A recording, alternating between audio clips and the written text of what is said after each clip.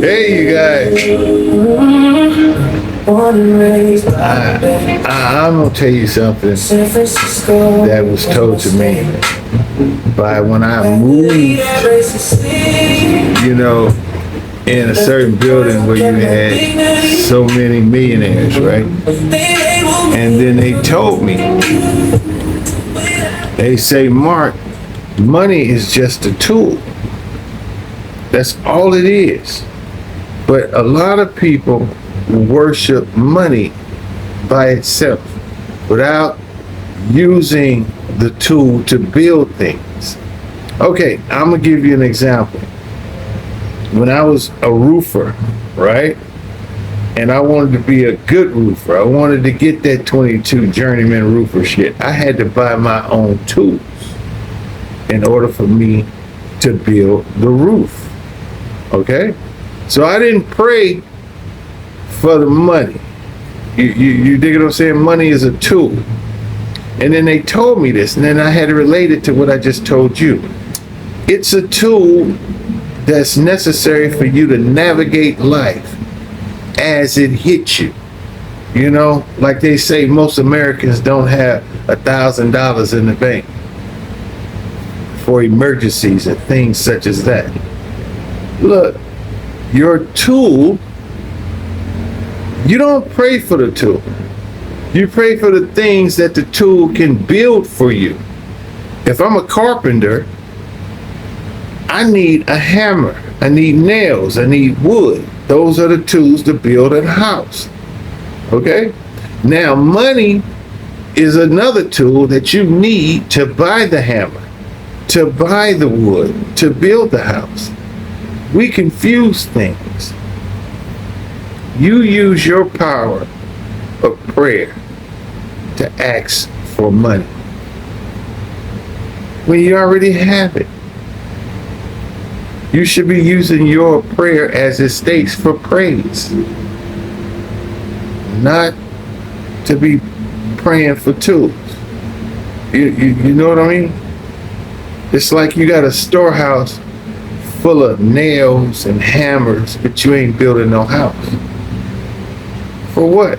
What are you praying for money for if you have nothing to build with it? You understand? I needed money for retirement, for my old age, so I don't have to be dependent upon my kids or grandkids to fulfill the blanks. I have the tools to build my retirement, because my children has to work hard by themselves. I had to move to Thailand just so they don't have to, they mothers, yeah, probably, but I don't want them worrying about me. You know what I mean? Feel me? I went through the shit to where they wrote me off. 177 felony arrests. Come on now. You was wrote off. So I built up my tools to keep me sovereign, just in case, they decide that they didn't win the game, or, a Democrat get in office, then all of a sudden I have to go back to getting deported and facing all kind of stupid ass shit. You ever notice this? The only people that really prosecuted, what I see figures, like, there's no way R. Kelly should have got 30 years for that shit. No fucking way. But who was in office when he got it? Hello? Thank you. They lightened up that shit when it came to P. Diddy, didn't they? That's right. See, what I'm trying to explain to you is, you think you're free, you're not. I had a friend, and I know what he did. You know what I'm saying? I know what he did because it was perfect. Because you can't go back to, they blowing up shit over there. And since you have two passports, one from England and one from America, you know, and they in England they trying to get you on some false charges, but you're an American citizen, so they have to prove that shit. I'm talking about Andrew Tate and his brother Tristan. They have to prove that shit. So that's years, and he can be out on bail. As long as they hold his passport, he can stay comfortably in Florida while his lawyers and these England people try to debate that if these charges is really real or you just trying to, you know, harvest them. It's a perfect move. Don't get it wrong. Perfect move, because he get to stay in Florida. He get to live his life on bail. You think they keeping him in jail behind an extradition warrant? They didn't seize his passport. That's what he wanted. I want to stay here in the United States because they blowing up, you know, Dubai and Qatar and every place I want to go and live. So this was the move, you know. Extradition can take hundreds of years, nigga. You got the right kind of lawyers, and they have to prove their case without him being there in order for him to be expedited. They ain't gonna do it on no hearsay or she say shit. They have to prove their case in London, in England, in order for them to actually get him expedited. That's never gonna happen, my friend. So this is his way of staying in the United States while, you know, things are sorted out. Beautiful move. I love my administration. You see, the thing about it is, you millennials, no, is it millennials, Gen Zs, or whatever? Yeah, Gen Z. You guys have no patience. He told you some shit was coming. He said it was gonna be hard.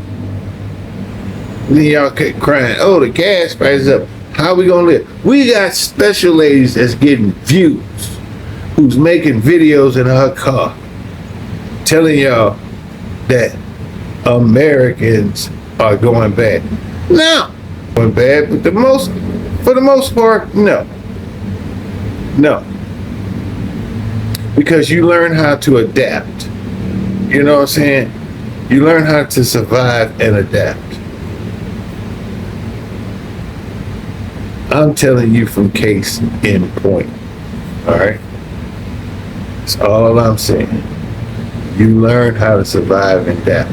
And you can't let nobody rent space in your head. Because if you do that, and if you're living off of anger, and if you're living off your past mistakes, how you gonna embrace the future? How you gonna embrace the future when you angry at somebody for doing something to you, or what you thought was something to you, but now you look at it in hindsight, thank you. See, like now, I know my brother's prayers put me in a position of where I'm at now. At the time, it didn't look like that, and it probably didn't look like that to him. You know, this was during National Negro Roundup. Shit, it's every man for himself. If they making me look like some kind of ultimate desolated ass criminal, well, fuck it. You know, I got a family to take care of. See, I have to look at it in somebody else's point of view. You know? Now, we can tell it was wrong, you know, because I stayed silent for 10 years. Silent. I was shell-shocked that I thought I had rights. And I was shell-shocked to find out that I didn't. You know? And I found out that I can be replaced. With all the arrests they gave me, it wouldn't be shit for somebody to come kill me. It wouldn't be no investigation. None of that shit. This is like what they did to my little nephew, Ernest Durant Jr. You know, he got into an ambulance. And he told the ambulance, nigga, I'm good. They hot shot his ass with some, you know, put air in the needle. without no bad medical history, he come up short.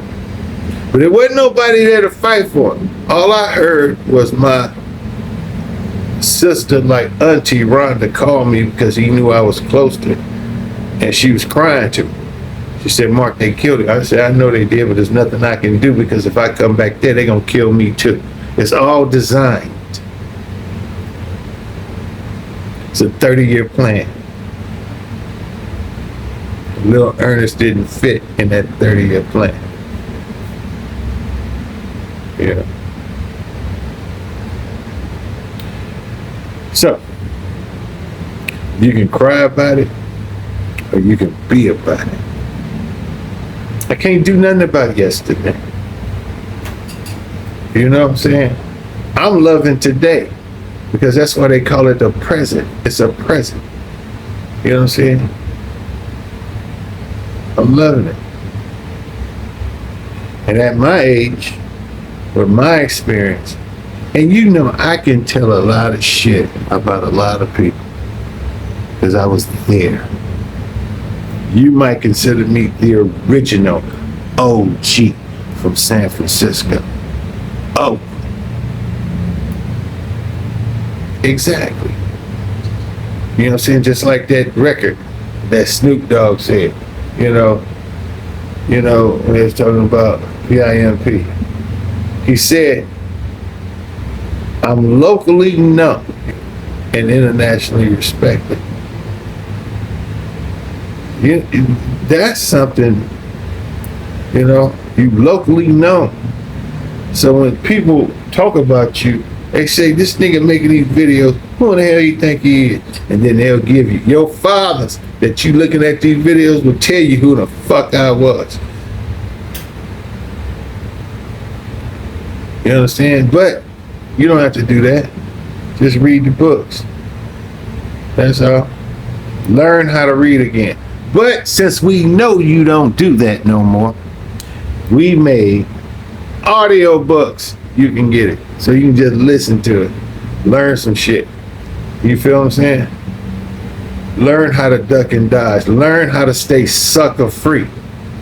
Because it's your fingerprints that don't nobody else has. So if you treat yourself special, you're gonna find out that you're gonna treat other people special.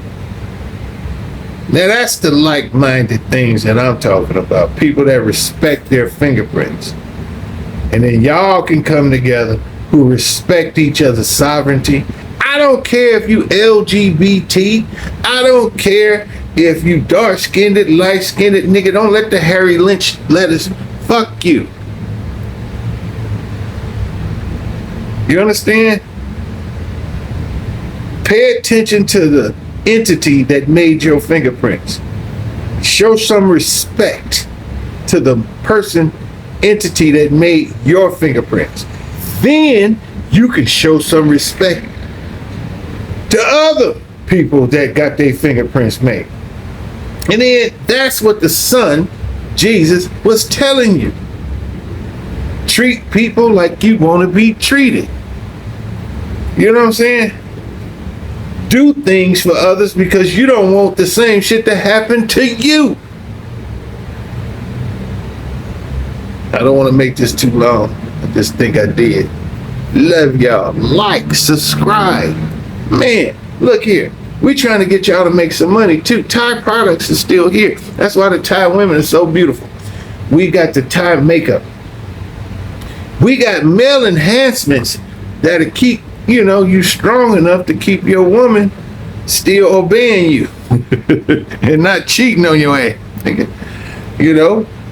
Look, it is what it is, man. All right, I'm not finna soft soak it just because the sponsors. You got a lot of sponsors say, well, we will sponsor if you wasn't being so, I cuss a lot. And because I use that as my expression, the sponsors, quote unquote, crying to me, they want to sponsor me, but I have to clean up my act. I'm 64. I'm happy as shit. There's nothing you can give me, and there's definitely nothing you can take from me. So, you either come along with me, because I got a whole Facebook people that came along with me. Now, what you gonna do about that? Read the books.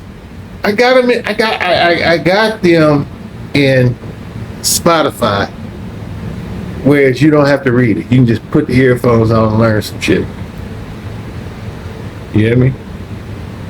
See, because I'm not telling you what's going on wrong. I'm actually giving you a solution. Anybody can tell you what's bad about some shit. And anybody can tell you what's good about some shit.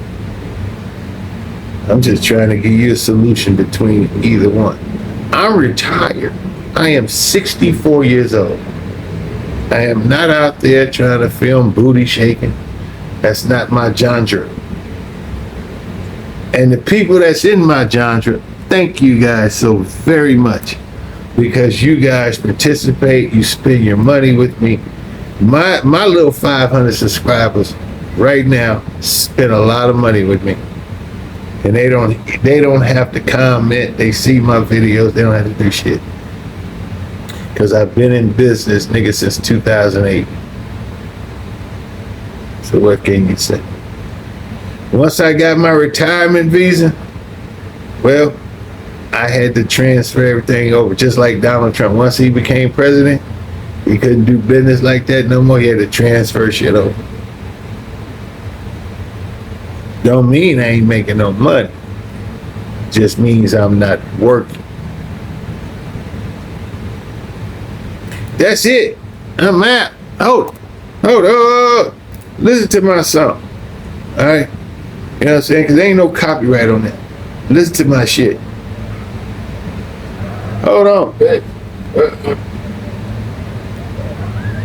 They be trying to screw me up every now and then, you know.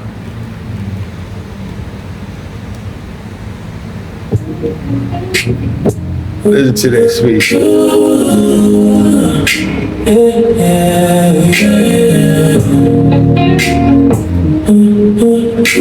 Now this is on video. I'm gonna put it on Spotify for